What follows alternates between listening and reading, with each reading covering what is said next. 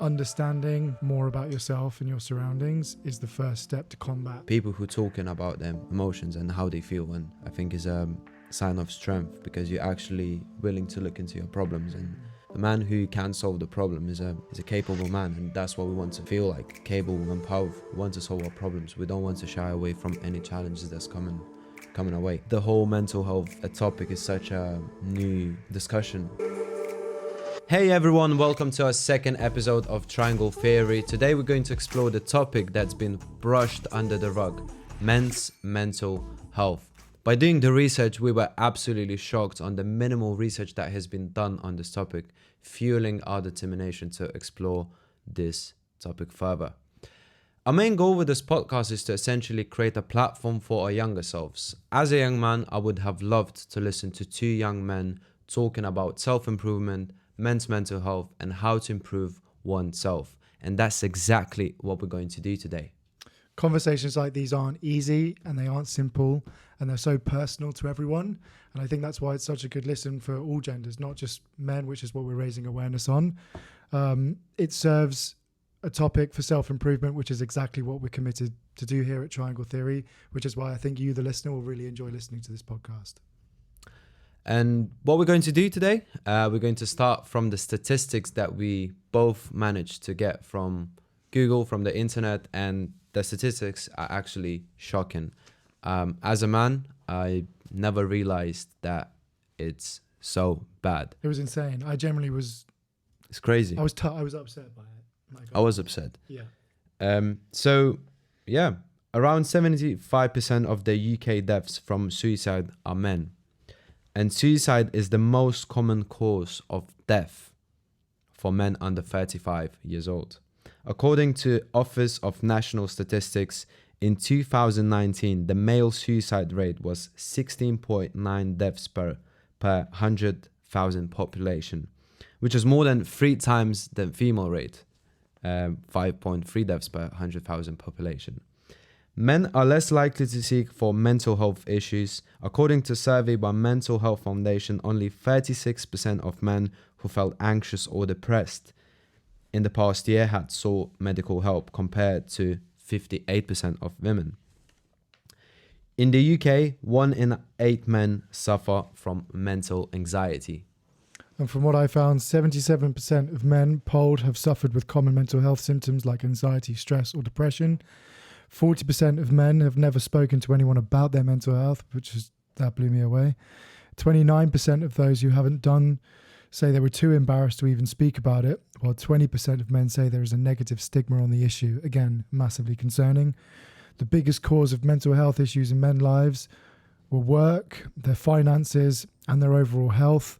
40% of men polled said it would take thoughts of suicide or self-harm to compel them to seek professional help, which is, again, absolutely terrifying when you think about how high those numbers are, because 77% of men saying that they suffer from common symptoms, which is anxiety, stress, and depression, and then following from those kind of pillars of finances, work, overall health, something that we're going to talk about further in this podcast, but things that we feel we're going to talk about on improving those parts. So that's what's really stood out to me, because those were just commonalities that I think that if we started talking about can sort of raise the awareness on fixing some of those issues. Exactly. I guess jumping into sort of spotting the signs of mental health issues in men. And I think this is also a really key one to listen out for, because I suppose anyone that's listening to this podcast that can sort of listen to these signs, maybe it will resonate with you, because some of them resonated with me. And I think if anyone's that's got a persistent sense of worry or overwhelming feelings of sadness, anyone that's got withdrawal from friends or family right now, or difficulty concentrating at work or concentrating out, being in public, whether that's at dinner with your friends or whatever it might be, feeling tired or fatigued, or having physical symptoms like shortness of breath and even headaches, then these are signs that potentially you're suffering from mental health. And not looking at mental health as something wrong with you, but looking at something of how can I improve myself? And as well, I would say it's very important to know these symptoms as a friend. If you feel like your friend is not talking with you in the past 3-4 weeks, if you're mother or dad of your son that has been quite quiet and is not talking, maybe try to just talk to him.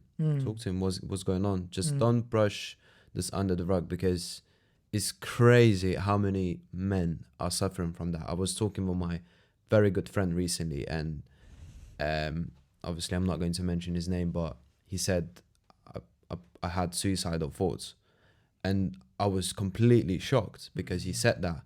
And obviously I said, you're very brave that you told that to me, and I'm like, if you need to talk to me, just anytime, I'm always here. And it's very, very important to have this almost like camaraderie together.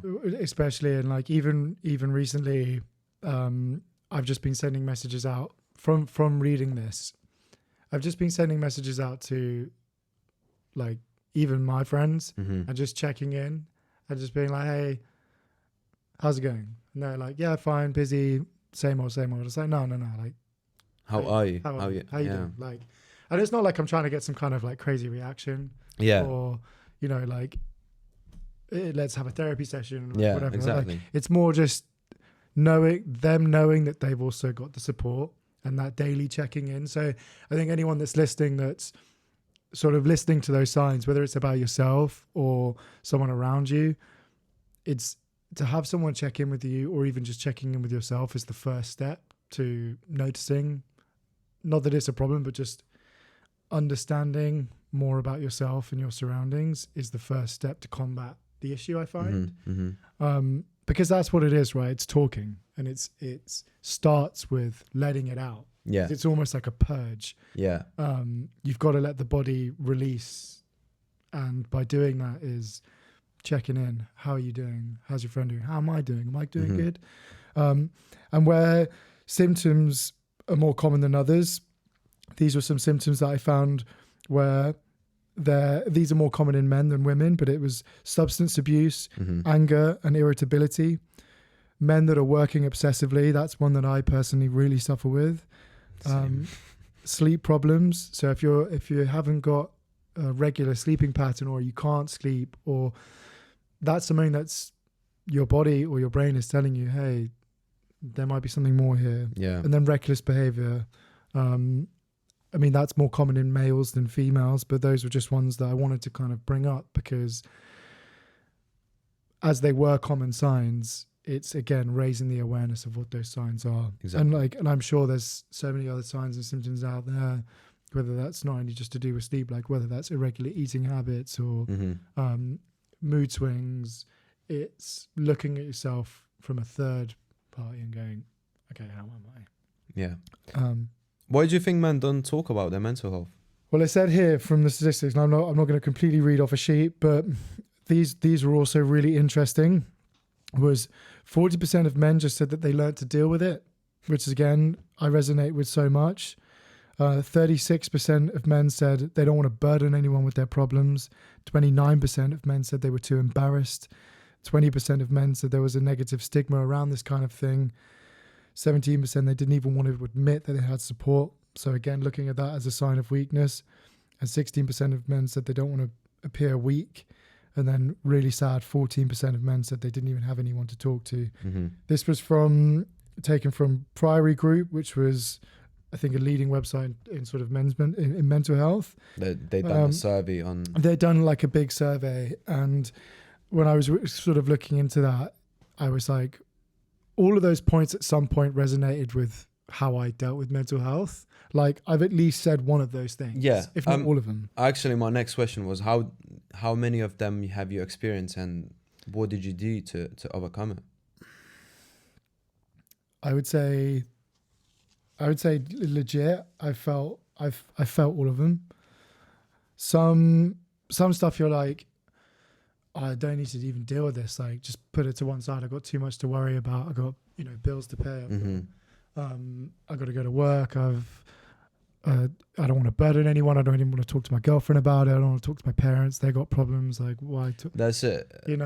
that's the most important, because you don't want to put your problems onto others, which is Yeah. not true. That's not what you do. You essentially just talking with people about how do you feel, and it's not putting the problems onto someone else, I guess. Yeah, exactly. And for you, same question. Like, have you? I'm assuming you felt all of these as well. And, Yeah.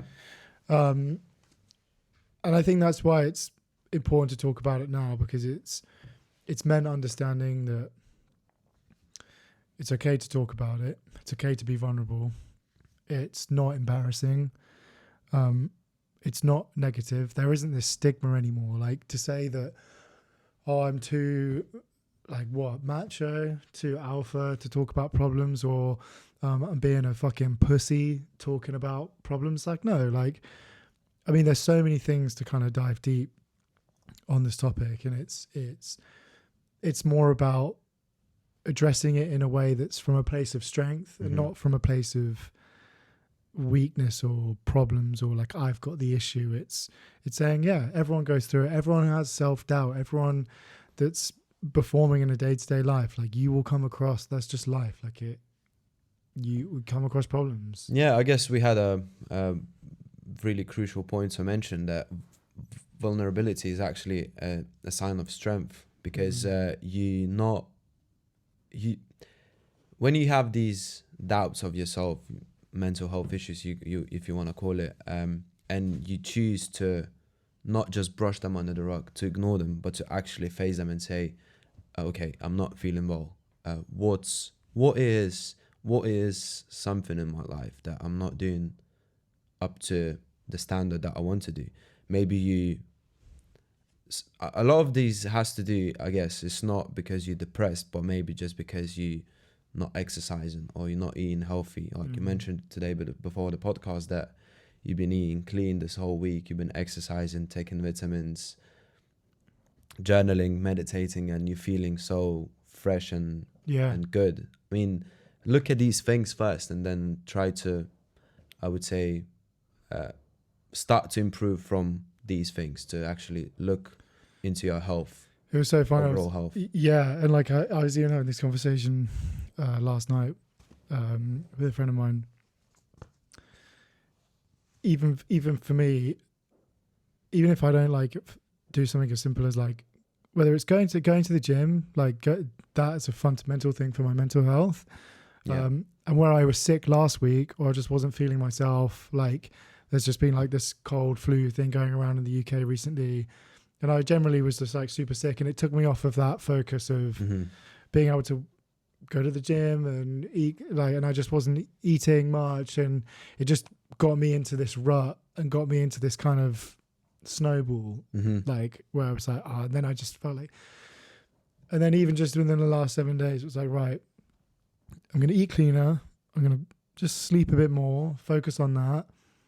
And now I'm like back into my rhythm again, right? Yeah. But it starts as simple as just getting yourself into a place of clarity and having your things around you. That's, for me, I'm like an orderly person. Like, I need to have like my like kind of set routine. Yeah. That's kind of how I've always, like, if I'm off of that, I then start to question things, and I start to get a bit sort of anxiety. So I'm a very quite like routine based person.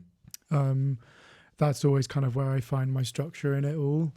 And for me, it's always just been about letting it out and talking about it. And I've always been quite an emotional person, but saw that as like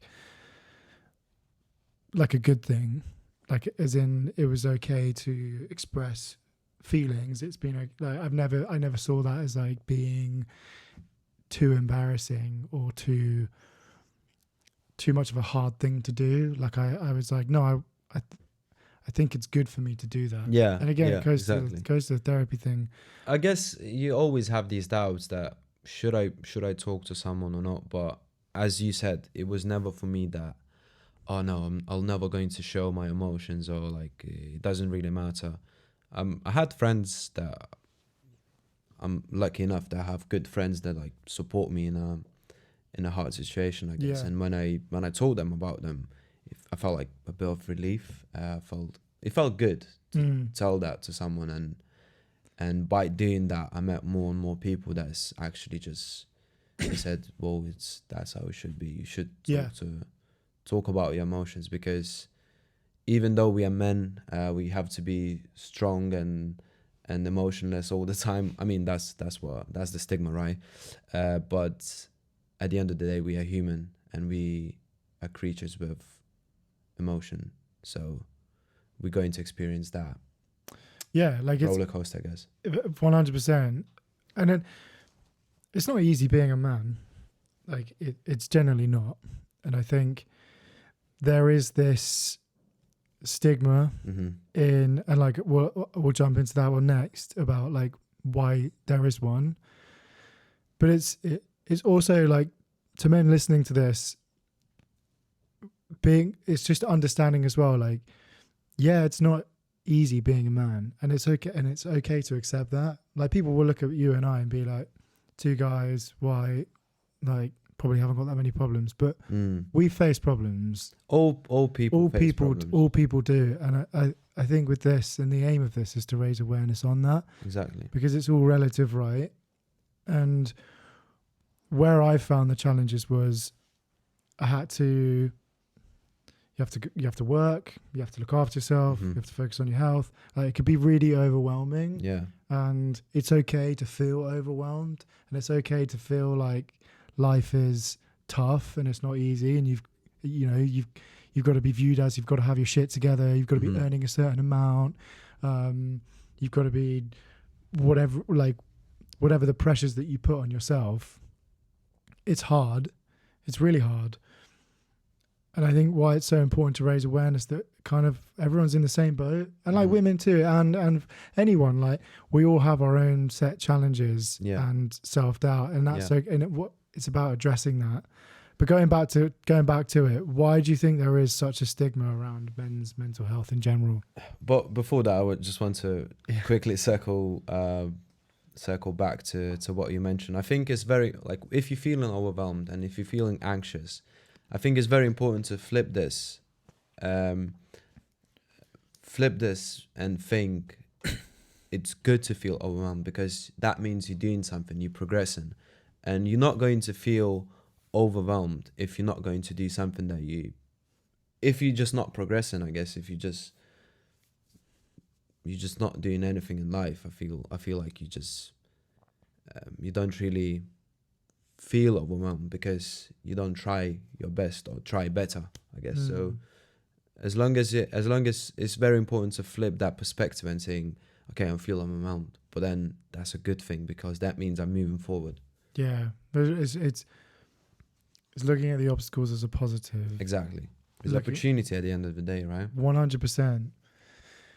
And we're the same in that. Challenges. And I was watching this thing earlier this morning. It was like this thing with Jocko Willink, and I know he's quite like an extreme, but his mindset's incredible. Who's that? Jocko Willink. Oh yeah, yeah. And I love that guy. Yeah, he's amazing. And he was saying that whenever he's given a problem, he always says the word "good" in response to it. Good. Yeah, so that's a good video as well. And it is a sick video, because I was looking at that and I was like, oh, there's so much power in that. Yeah. Because he's kind of calloused his mind in a way that instead of looking at a problem and thinking, fuck, why me? Why do I have to have a problem? Yeah. Because I'm a piece of shit, or all of this stuff. It's actually like, no, good, because there is going to be good from this.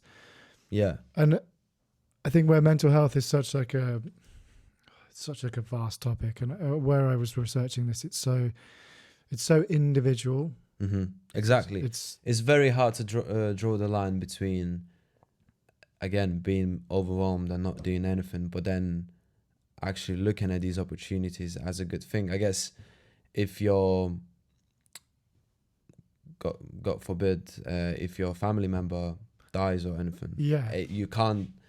It's really hard to look at this situation as an opportunity to become stronger or better, right? Sure, because at the time you're probably thinking, I can't even imagine. Like, I haven't gone through that. Yeah. So it's so undeniably so different for everyone. But I think with this podcast, it was like, okay, in order for me to kind of understand, I have to look at myself with the topic of mental health, and also talk to my friends and see, like, just generally look at the topic as a whole. Mm-hmm. But what I was more concerned with was, especially as like with men, is them not wanting to talk about it or them shying away from it, and just not addressing it entirely. And that's where it becomes a problem, right? Because if you're a man that's struggling and is having a tough time about how to deal with it, this podcast, it's almost like listening to this to having the tools, or just having the understanding that someone else is going through the same thing as you. It's not just you. And I know how individual that can feel. Yeah. Like when you're in a tough place, it feels so narrowed and it feels so closed off. You feel it's almost like you're in a box and no one else understands but you. And it's understanding that everyone is like that. We just need to talk about it more. We just need to open the gate and relate to each other. Exactly. Like, we're quite tribal. We're quite like, we're animals. Like, we find comfort in communication. We're communicative beings. And when faced with adversities or problems or troubles... By the way, there's a firework day today, so if you hear any background noise... it's popping off. For that. Yeah, it's literally 5th of July. It's been popping every 5 minutes, so we can't just stop every 5 minutes and then we do that. We chose a great day to do this podcast, but not the best, not the best. No, but like I had no idea it was even. Yeah, exactly. Like, not until yesterday. Till literally sitting down here, hearing it, I was like, oh shit, it's actually Guy Fawkes. But jumping to the question, why do we think there is a stigma around men's mental health? Yes. So I guess it's we covered a lot of it. Is fear of judgment. Men are really afraid to be viewed as weak, vulnerable people, which is very inaccurate, I would say. People who talking about their emotions and how they feel, and I think is a sign of strength, because you're actually willing to look into your problems and solve the problems. The man who can solve the problem is a capable man, and that's what we want to feel like, capable and powerful. We want to solve our problems. We don't want to shy away from any challenges that's coming our way. At least that's how I feel, and yourself, I guess. Because like for me as well, in the beginning of it, it's like when I was sharing my problems, I didn't want people to take that and use it against me. Yeah, so I was also like quite scared. That's an interesting point. Because I didn't want to let so many people in. It was a trust thing as well. And I think that as well, there's a historical stigma. When I was doing research on the topic, there was a couple of things that I was, again, just simply shocked, like legal consequences. So I'm just going to read it from what I found. Historically, admitting to mental health struggles could have lead to legal consequences, such as loss of rights, including the right to vote or make decision about one's life. These legal ramifications discourage open discussions about mental health, obviously, because if you are threatened to lose the right to vote, or people would view you as just a not stable person, why would you talk about it? And that's, I think, had a huge snowball effect to where we are today with this. Another thing, throughout the history, mental health issues were often poorly understood. Conditions that we now recognize as mental illnesses were sometimes interpreted as signs of possessions by evil spirits, moral failings, or divine punishment. Which is again the whole mental health topic is such a new discussion. Yeah, for sure. And like, I mean, I saw recently, because you saw Jordan Peterson recently, right? Yeah, I went to Jordan Peterson on Wednesday. I feel like people like him have blown up recently because he's talking about it, and he's talking about, like, I think a lot of men have resonated with him. Yeah, absolutely. Like massively, and like also just in Another podcasters like Diary of a CEO, Chris Williams, Diary CEO, Stephen Bartlett. yeah, like all of these guys, like even like high performance podcasts, like Yeah. you listen to these men, and I mean, for me, I've resonated with it because it's like, oh, someone's speaking quite and resonating with a lot of this. And he's successful as well. I think that's the main point, because these people are very, very successful, and when they talk about mental health issues, you start to believe, oh, maybe that is a thing. I guess I always believed in that, but for men, that is really hard for them to share their emotions. Like, look at these guys. Stephen Bartlett is 30 years old, is a multimillionaire, and he's very, very credible person and achieved a lot. And he's willing to talk about it. Chris Williams, the same thing. Jordan Peterson is a professor, and they all willing to talk about it. So if they talking about, why wouldn't you at least look into exploring that? Yeah, and looking into exploring about it, because it's one to do that will benefit you. But I think with mental health, it's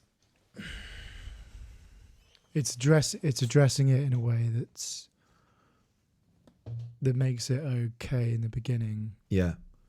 So I think for so long, I mean, even some of my friends, like, I remember I saw one of my friends, this was like back in June, so what, like 4 months ago? Where are we now? November, fuck. Time flies. Longer, I don't even know. Especially in London. And I hadn't seen him for like ages, and he came into the shop, and I was like, oh, hey man, how's it going and stuff? And he was like, yeah, I've just been off the radar, and kind of, he was struggling to talk about it, and I was like, no, like, how are things? I know it's been a while, we've all been busy and stuff. And he just opened up massively, and he was like really struggling. And he was just like, thank you so much, because I've been really bottling that in, and I've just been internalizing it. I was like, sorry for cutting you, for but you know what was surprising, that when you actually ask your friend or just any man, like, how are you, and like when they see that you're not going to judge them, you're not going to judge them talking about mental health issues or whatever they're going through, they always say, oh, thank you. And a lot of them are really surprised that you actually asked them and you didn't judge them. That's probably one of the most shocking thing, again, because people thanking you to ask a simple question, how are you, and how are you doing, and is there anything I can help you with? It's very, again, the topic itself and the issue, I guess the issue is the most important, is a better word for it, is just so brushed under the rug that no one even wants to talk. And when you ask them to talk, they thanking you. Yeah, so it's getting things off your chest and normalizing that in a way that is accepted and held safely. And I think if you're chatting to friends and wanting to be that support system, it's being able to hold what they're going through in a place of openness and non-judgment and like support and caring and being that person that is able to make them feel safe. I think when you're feeling safe and you're, talking about deep and meaningful things to you, personal, and you're the one sort of either listening to that or letting that person open up to you, it's being able to be like, hold them in a place where it's like, no, like it's okay to talk about it. Like I might not be best prepared to give you advice on it, but I can be ears. Like it's that saying of like, why we have two ears and one mouth. It's just listening. I think there's so much to be said for just listening to people and understanding what they're going through. You might, like I say, you might not know how to respond in terms of giving the advice, but I think also being there and just by listening itself, it's such a big thing. You don't need to give advice, I guess. I mean, unless you had a very similar situation, but most of the times all you have to do is just listen and make that person understand that like you understand what they're going through, and but just by listening they will understand that you went through similar things, and that's why you're going to be so related. And it's hard because like going back to the stigma thing, because I always think about the generation before with stigma, and like who were our role models before. Yeah. Who did I have in my life? Who did you have in your life? What support network was there before? Because none of this stuff was taught in school or taught in. You weren't really equipped in how to deal with your emotions, and I didn't have that support system around me. And I know a lot of people that I know of didn't have that support system around them. They had to go and seek it, whether that be through someone professional or just being out with their mates or friends, and having that, building that network around you. So I always look at sort of the generation before, because my dad didn't talk much about his emotions. My stepdad doesn't talk much about his emotions, and I don't think their dads did either. Like my granddad didn't, my granddad before that didn't, and it goes with the stigma thing. Why did men not talk about it? Because of those reasons just explained, but totally emotional creatures, whether that be like just trying to figure out your problem down the pub with your mates, like through a drink, or like again abusive behavior, reckless behavior, substance abuse, and then that leading to a whole other load of issues where it's like nobody understands me, so you build this resentment, and it's that communication straight away. And I think that's so important for men to do. I really do. And for men listening to it, it starts with you.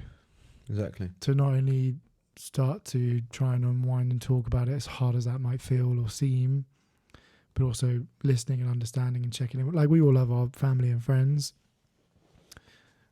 Start checking in, I think. So, yeah. I think is the start. And when I had my point, like when I went through my spell, because it was like a year and a half, 2 years ago, I went through like a massive, I just went through a big downward spiral.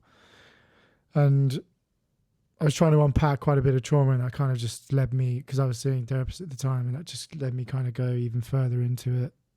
And I was experiencing a huge loss of libido. I wasn't going out. I wasn't seeing friends. I wasn't working out. I wasn't eating healthy. I couldn't sleep. I just was in a place of like, just everything just felt like quite numb. Empty, right? Empty. Nothing was giving me joy or excitement. And I kind of felt like I deserved it, which is also even like quite fucked up. And then I was given like... But you felt deserved of feeling... Yeah, like I just felt like deserving of it. Like I can't explain why. And then when I got a diagnosis they were like, oh, you're diagnosed of depression. You need to be on like 50 milligrams of... Oh, damn. Sertraline. I think that's how you pronounce it. And I was really embarrassed because I resented that I'd gotten that low. Because I knew that wasn't within my character. Yeah. And I knew taking it would numb what it was. It wouldn't solve the problem. It wouldn't solve the problem. And I knew that. And I didn't want to take it. I took the prescription and I had it. I just didn't take it. I just didn't want to. And they were like without going too much into it, but I knew that I need to kind of reevaluate myself from that point. It took someone to diagnose me to go, okay, something's gone wrong. I need to reevaluate my position here. Yeah. And I narrowed it down to 4 things. Financially, I was in a place of just kind of disarray. I wasn't like I was struggling massively in that department.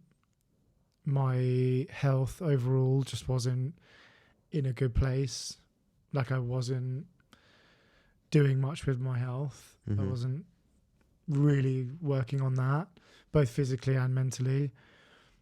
My relationships around me weren't great. I wasn't in a great relationship at the time. And my work wasn't progressing, Mm-hmm. and I just was in just a bit of a stagnant time. And I just, kind of just felt it all at once. And then I was like, okay, well, I really need to change all of these things in my life. I need to change these 4 pillars. So I went to W.H. Smith and I just bought a book, like an empty journal. And I wrote down 4 things that I wanted to improve on in each of those 4 things. And I gave myself 3 months. And I said, if I don't achieve that in 3 months, if I don't come close, or if I fall off it, I'll start taking the medication, because maybe that is a solution. 3 months is a short time for 4 goals, right? Yeah, but they were like so small. Okay. Really, really small. I thought you just wanted to change overall. Yeah, no, like it wasn't like a big situation. career change and like a big relationship. I wasn't gonna just break up with my girlfriend there and like change job. It was like, how can I increase my income by like £100 a month? How can I, I think the other one was like going for like a run, like just starting with that. I Another guess one was just like making it's my very bed. important to start small, right? You don't want to. Like even just fucking making my bed. Yeah, that's it. Because that was enough for me to be like, okay, if I can just do one thing today, if I can just do one small fucking thing, which is just make my bed, at least I did something that contributes to, after a shit day, I get to come back to like a made bed. Mm-hmm. And I saw that in a video somewhere. And I was journaling my thoughts, and that was such a key thing and I still do that every day. And I rate my happiness out of 1 to 5. So every morning and again today's date, and how do I feel from 1 to 5? 1 being shit, 5 being like really like I'm in a good place. That's a good point. I've actually never done it. And then at the end of the month, I That makes calculate the average, and that kind of gives me an indicator of like where I'm at. And then I look at those 4 things and I go, okay, what do I need to improve on those? Because those are the 4 things that mean a lot to me. And that's what helped me get out of that rut. Mm-hmm. That's what helped me define a goal. Because I didn't know at the time what the fuck my goals were. And I think men need that. I think men need some kind of like direction or something to work towards. Purpose, right? Something to give them purpose and something to give them confidence. Because I think that's what it was. I wasn't confident, and I was never a confident guy. I kind of hid behind people and tried to be in the background, tried to like blend in, didn't really want to stand out. Didn't have that feeling that I could be anything, because I kind of was put down a lot. And I think what gave me confidence from that was just having something to work towards. And then when I worked towards it, even if I didn't get to it, but I came close to it, I was like, I still did better. Yeah. Still made more, like, even if it was like, just coming short of it, it was like, well, I did something, at least I was better than yesterday or last week. Exactly. And I think I needed that. And I think people do need that. Well, you are in your own race, right? Like it doesn't. Yeah, and that Comparing yourself to others doesn't help. And I think a lot of men actually do that without admitting it. Is like comparing your journey to someone else's journey the whole fucking time. We all do at some level, I guess. 100%, and it's so individual. Like my journey to your journey will be so different. My journey to, I don't know, who's like anyone's journey. It's so unbelievably and to compare that or to question your life in comparison to someone else's is so not a constructive thing to do. Yeah, because I think that you don't have the same experience. And what it does is it puts a doubt, and like social media and all of that stuff around that has not helped that in any way. No, it's just expanded it. It's fueled on the fire, right? Yeah, exactly.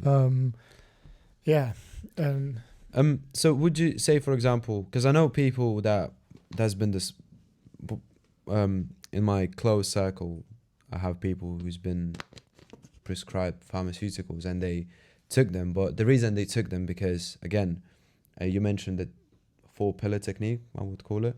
Yeah.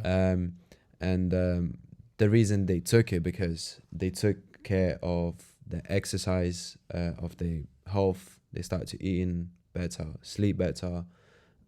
They had they have good jobs, good careers, good relationships. They talking with their friends.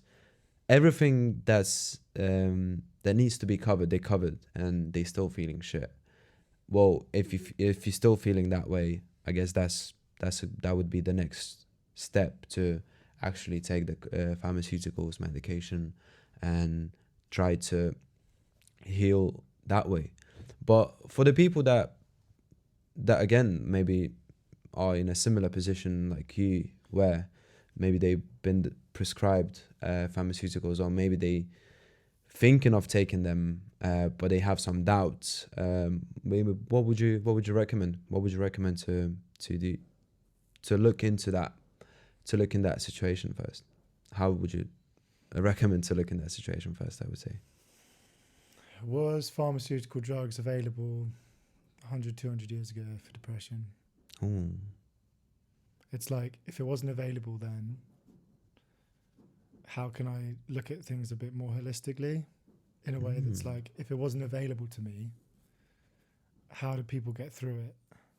Because like, you look at things like the Great Depression and all of these troubles and things. Exactly, there were hard times in the past 100 years. Like, if you think about, no one was given antidepressants in like fucking during wars, and like it wasn't a thing. It wasn't talked about. And I know it's more widely talked about now, but it's also giving things a bit too much airtime, and actually looking at the fundamentals of your overall health in general. And I know, and I'll say this countless times, before I walk in a gym compared to when I walk out, a completely different person. Yeah.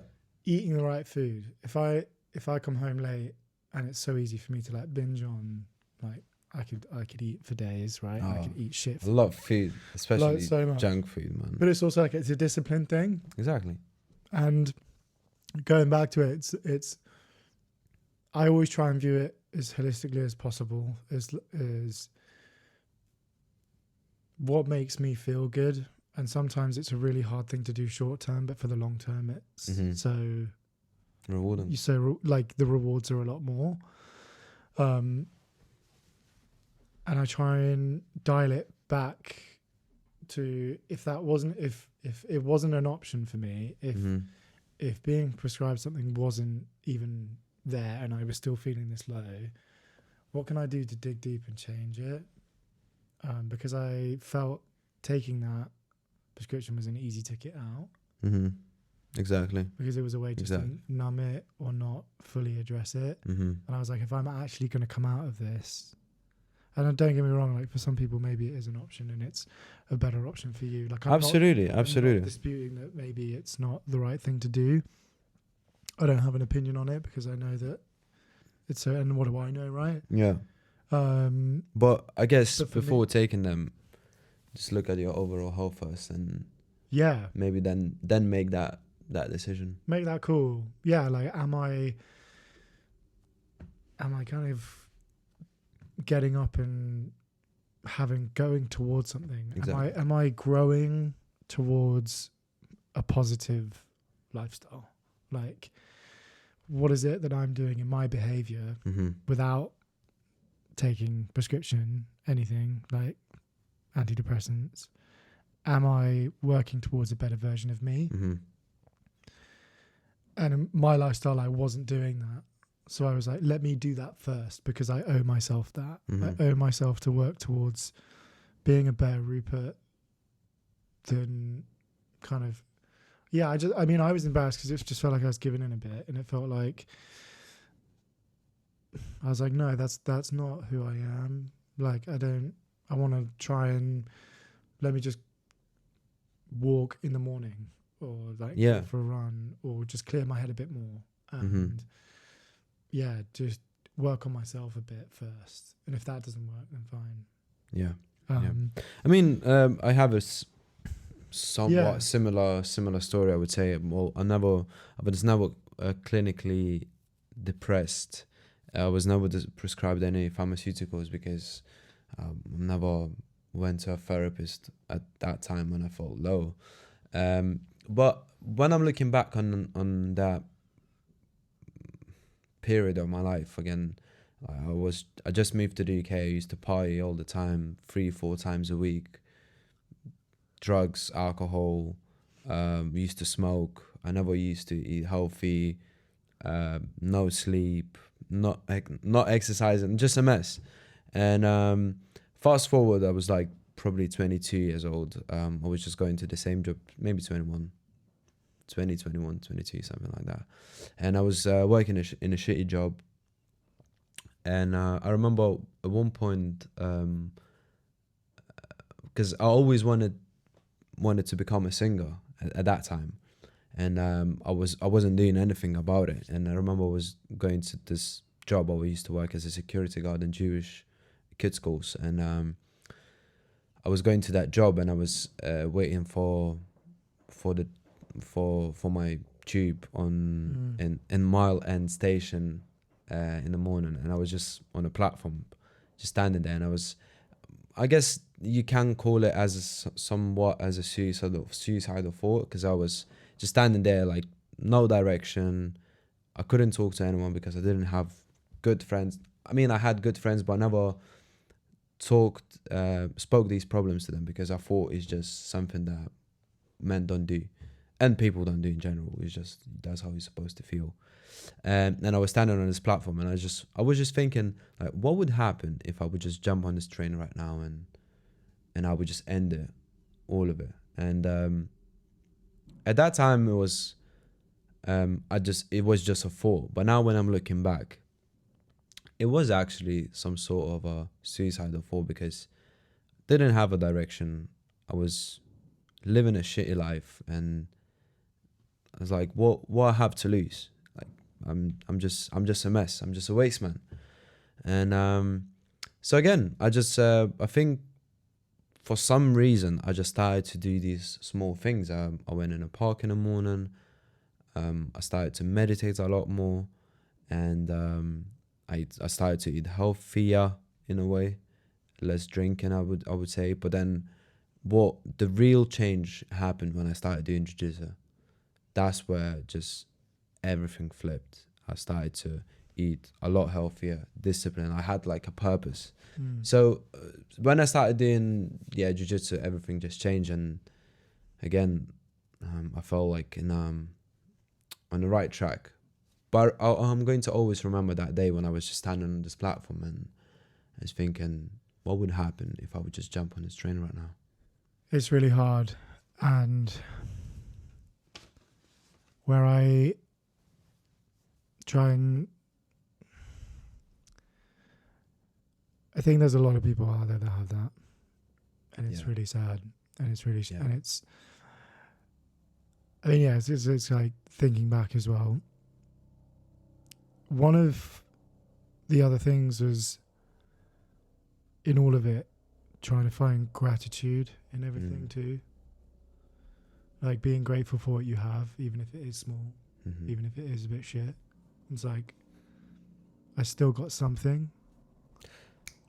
I was speaking with my friend yesterday, and he went out,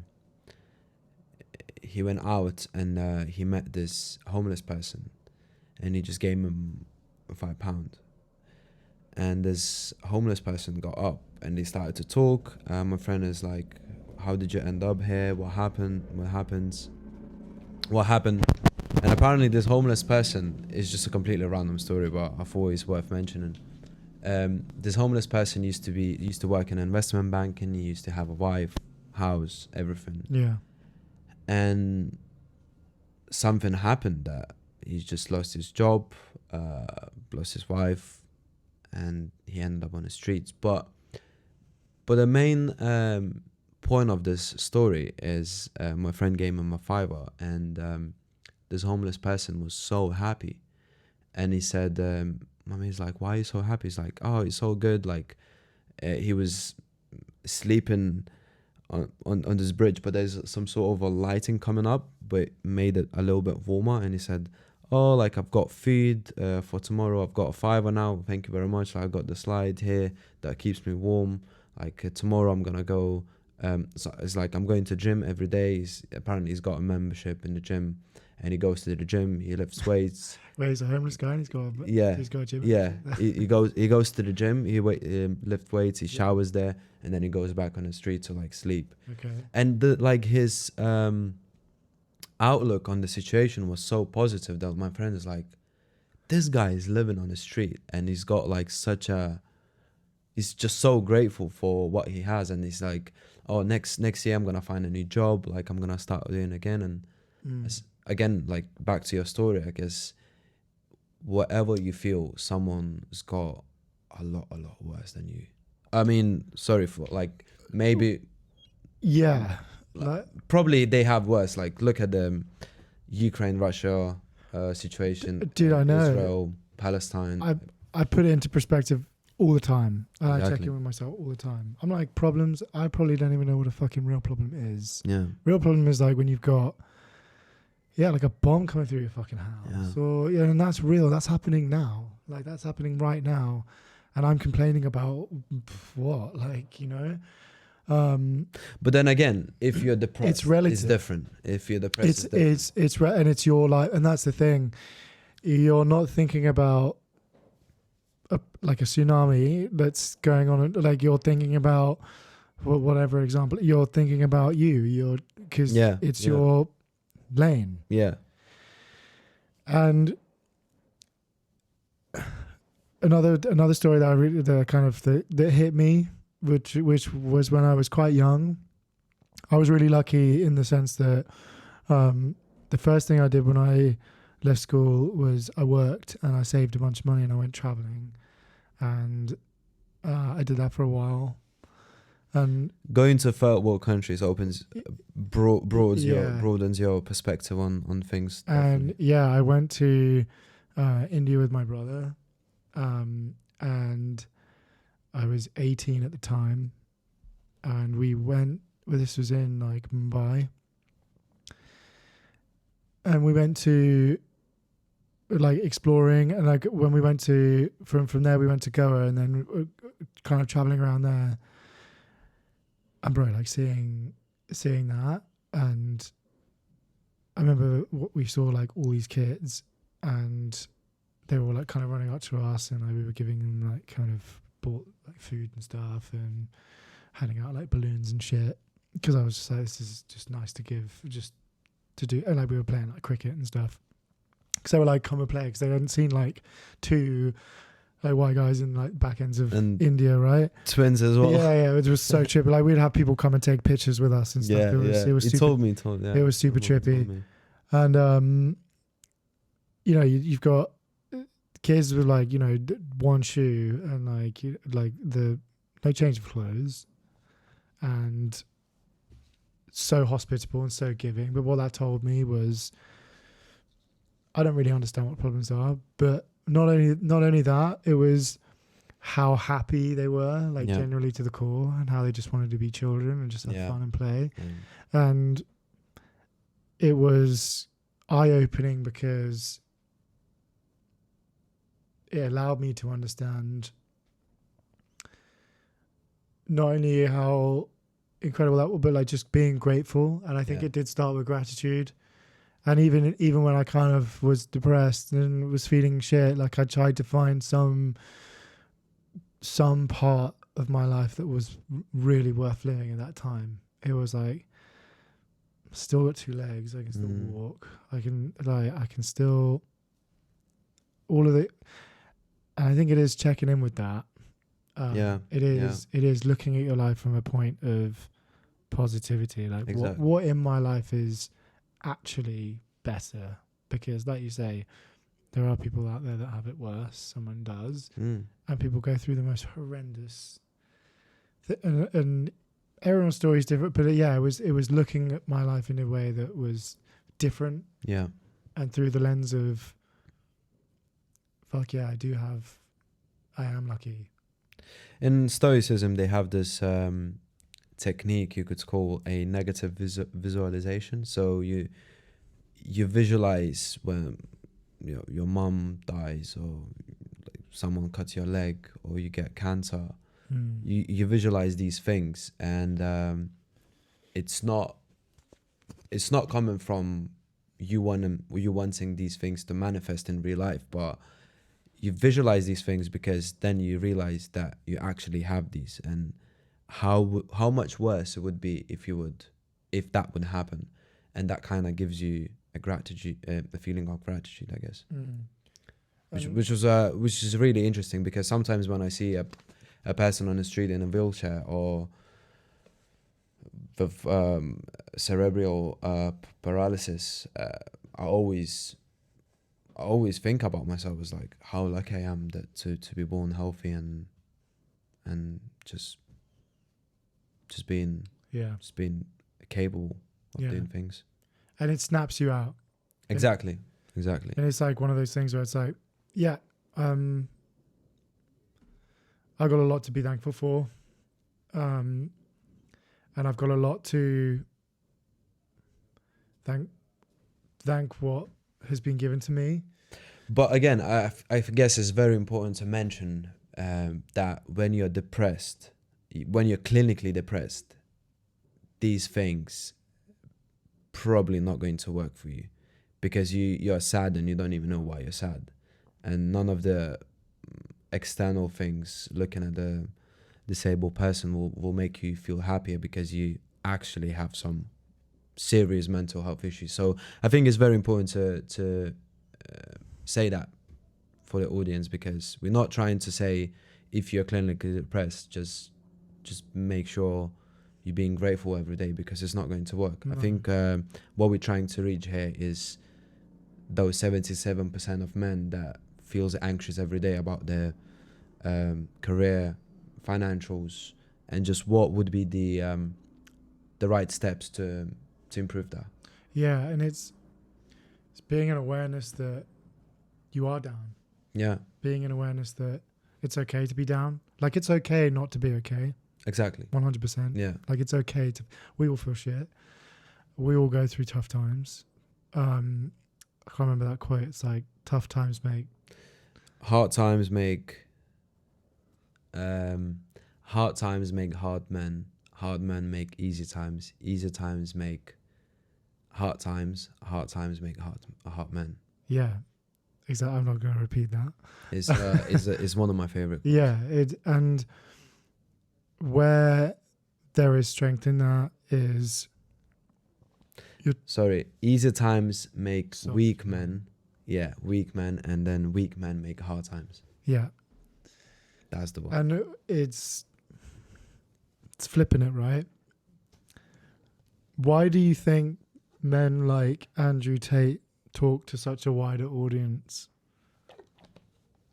Because his mentality is like very much like stop being a pussy, man up, and I think it gives this wrong stigma in a way, because it's not really addressing. It's kind of pushing it to one side and kind of being a bit mad. Like, I think there are some things that he says that's like it's definitely agreeable. true. Some of the things I definitely agree with. Some of it's agreeable, but it's also looking at those soft times as like all those times of like emotionally vulnerable. I don't know why I'm like, it's yeah. You don't want to watch Andrew Tate when you look. Yeah.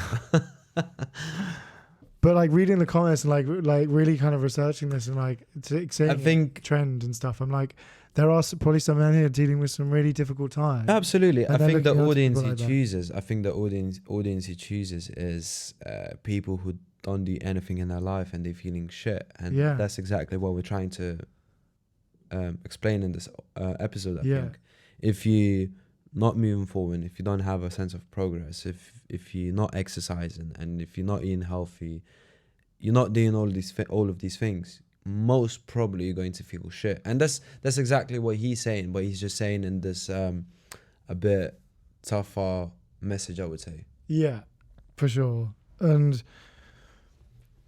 I think that's where it comes with like kind of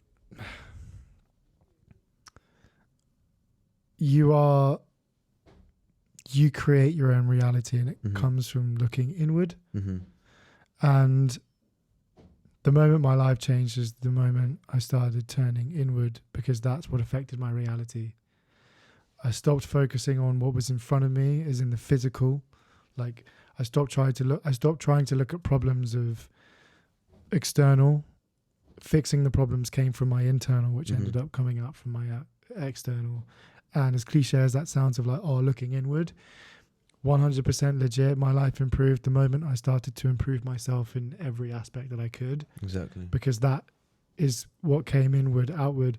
And there's this really cool thing, and it's also manifesting the positive that can come from that, and then believing in it, believing in yourself in the sense that, okay, this is what I want for myself. This is the goal. Okay, I'm not there. And that makes me feel like shit. Okay, what can I do to focus on my internals they're gonna make me feel better? Mm-hmm. And that for me was reading a page a day on something that benefited me, going for a walk, like anything that made my internal good only made my reality better. I stopped trying to fix problems from just trying to fix the physical. Yeah. Like it wasn't gonna, like, stop trying to make all these things work, but actually just try and make myself work. Mm-hmm. So yeah, I guess it's very important to turn that new page and Yeah. look at your situation, how it is, and see what you could do better. And again, we did a bit of research on how you could improve yourself from my own experiences and Google, Reddit. I read a bunch of Reddit stories on depressed, on people, on men especially, who have mental health issues, and most of them, I would say 80-90% of the stories said that for them, it was just simple lifestyle change, just improving your exercise, your diet, just journaling, meditation, have a sense of purpose, relationships, have a nice spouse to talk about. And it was interesting. I was watching a video by James Smith. You know James Smith? Yeah, I'm trying to think. He's known for PTs. He's just launched the product with Chris Williamson. Yeah. So the way he said about mental health is like a table that got a bunch of the legs, and each of those legs represents your diet, how much you exercise, your relationships, your career,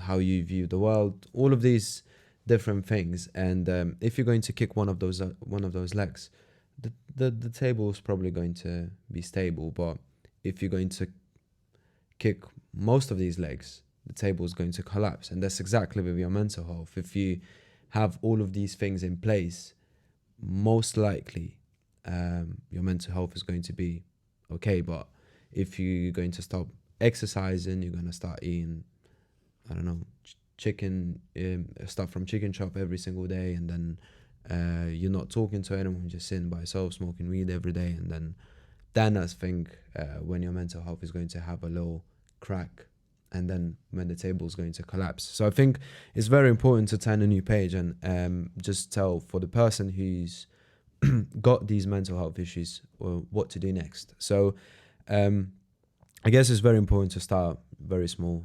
Talk to your friends, relatives, maybe sister, brother, just how you feel. And I guess it's very important for them to just listen to you and be comfortable, open and up.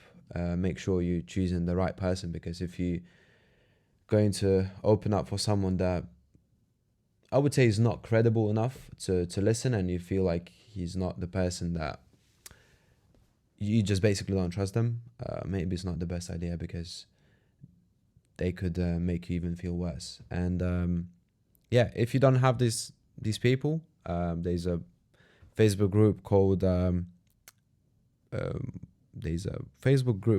let me just find it out, Men and Their Emotions. So I personally joined that group myself. I didn't post anything, but I read a lot of men going through these problems, and you can post that anonymously, so no one is going to know who you are. And from what I've seen, the group chat is very, very supportive. So no one is taking the piss out of you. You just share your story, and then people trying to explain what to do next, or sharing their own stories relating to you, and that's that way you can kind of see that you're not alone, because trust me, you're not. Another thing would be just read Reddit stories. Again, bunch of subreddits when it comes to men's mental health. I guess it's by reading those stories you're going to understand that you're not by yourself and you're not alone, and there's so many men that are going through literally the same situation as you do. And if you read these stories, you're going to feel like a sense of community, I would say. Yeah, massively. The next thing would be 4-pillar technique from Rupert. So write down what would you want to improve about your career, maybe exercise, about your physical health, because physical health equals mental health, I guess. And then, the 4-pillar technique, relationships and finances. And if you're in a really, really bad shape, if you covered all of those 4 pillars, you're exercising a lot, your diet is on point, you got friends that you've been talking to and everything is fine, you're not smoking, you're not drinking that much, it seems everything is fine, then I think the best thing would be seek for advice from a professional. I agree. Seek for therapy. We're going to attach a lot of links in the description where you can find a therapist. Better Health is one of those. Or just simply message us. I would be more than happy to listen, and maybe even if I'm credible enough, maybe even give you a piece of advice of what to do next, which we covered a lot of them right now. So the main ones are, again, I think we just repeating ourselves: exercise, diet, your career, relationships. So these are the main. Reducing your stress. Yeah. And also with all of that, having balance and flexibility in your schedule. Mm-hmm. I think that's also a really important one as well. Leaving too much of anything, I find, is bad. I never like doing too much of anything. Mm-hmm. Too much exercise is going to fuck you. You're not going to really gain much. You might actually reverse the positive changes that you're trying to make. And just having a bit more oneness within you. Whether that's checking in with a sense of higher self, having this internal within you, asking that thing above you, checking in with you, it's more soulful, more spiritual, and having the flexibility in your life that allows you to have more of a balanced lifestyle. Yeah. You're not going to be able to achieve everything that you want to achieve within a certain amount of time. You might be, but we're not robots. That's it. I think that's a very important thing to remember, that we're not robots. We are emotional creatures. We are animals. Yeah. Well, I'm an animal. We are. And you dial it back and... Sorry, I cut you off. That's all right. Remembering that we are kind of incredible machines, and the body's really resourceful, it doesn't waste anything. Yeah. And remembering that you're servicing the machine by checking in with the computer system, checking in with the software, releasing some emotional tension, remembering that an emotion is a feeling in motion. It comes and goes. Meditation did that for me massively. Mm-hmm. Was that if I felt angry or frustrated or sad or whatever the emotion was, that I didn't want to really put tension on it, because I felt like that kind of made it worse, but was letting it come and go more freely, and was welcoming it. So if I was upset, I was okay, I'm feeling upset, I feel down, that's okay, it will go. Emotions come and go. You don't feel angry all the time, you don't feel sad all the time.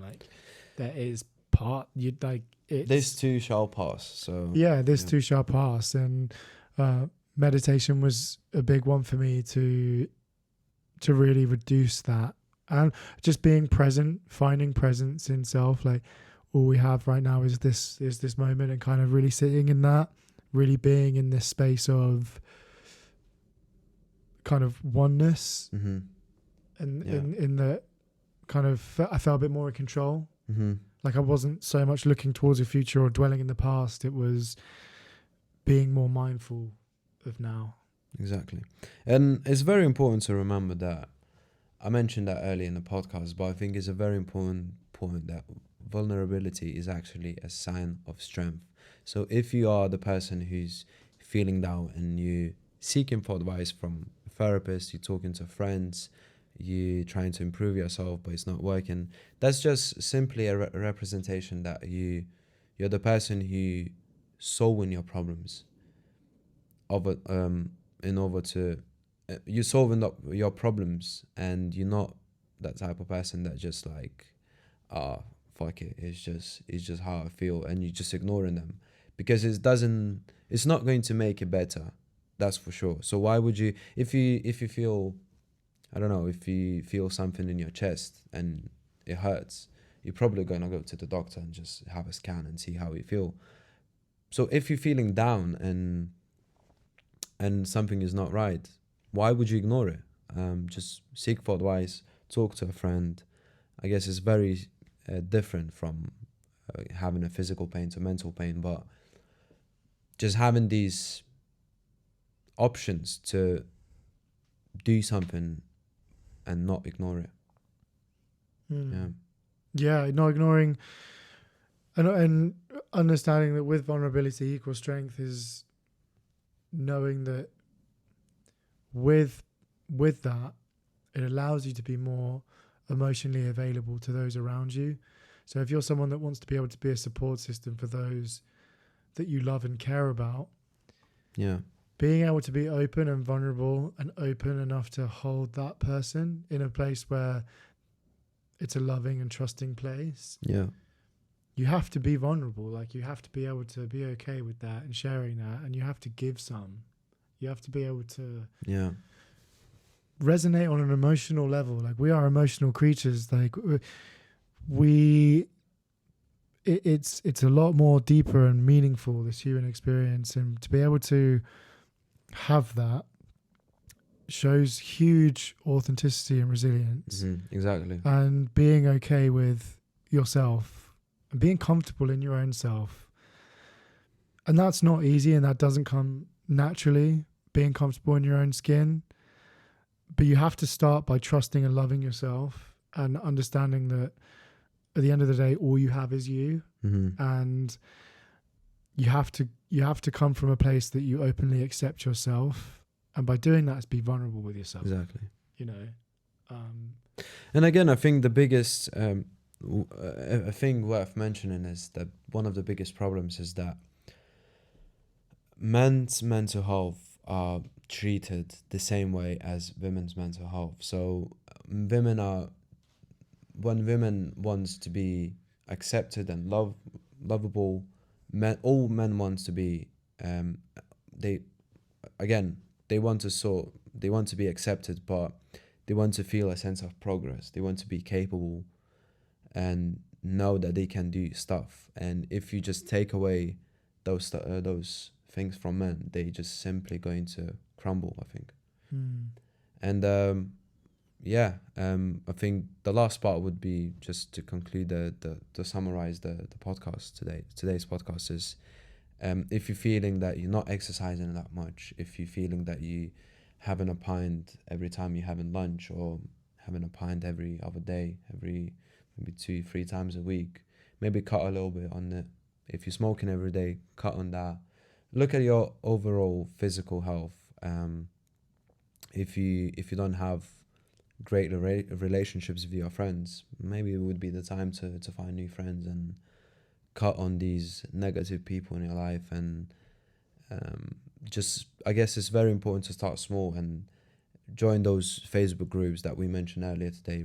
Read subreddits. If you are really the person who wants to improve yourself and you kind of don't find a way, just start small. And I think it's always very important to remember that there's always a way. There is, yeah, massively. Wherever there's a will, there's a way. And yeah, I think you concluded that beautifully. So yeah, anyone that wants to get in touch with myself or Conrad, please do. There will be links in descriptions below. tools, and also some of the research that we found. Yeah. I'll include some of the links in articles so you guys can have a look at there. There are some great website links to what those companies are doing.